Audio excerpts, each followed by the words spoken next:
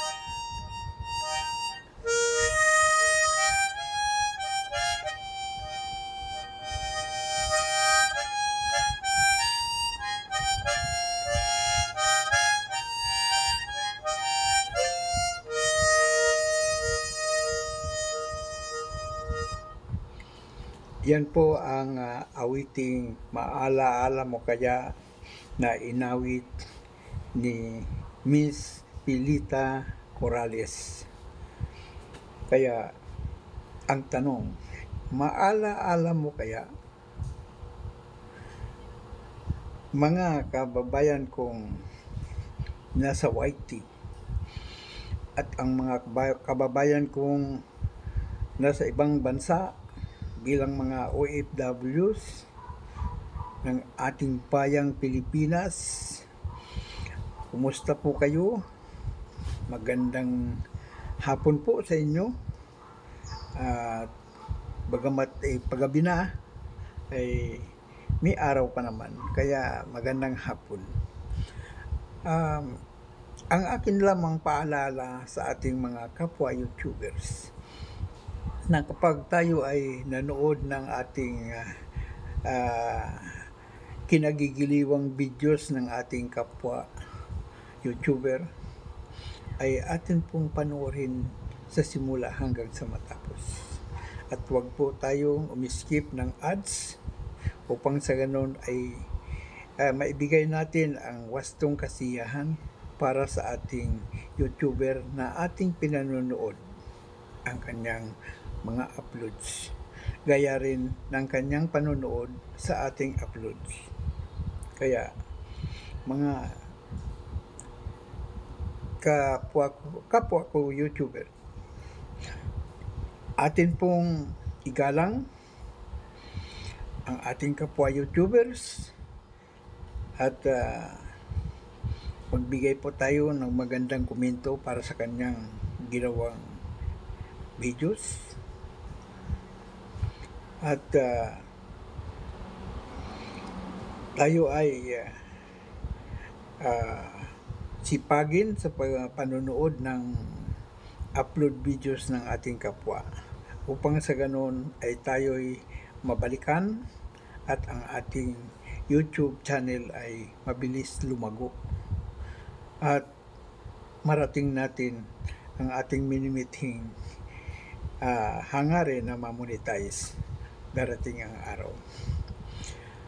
Mga kapwa ko YouTubers na mga OFWs o maging hindi YouTubers na mayroon pong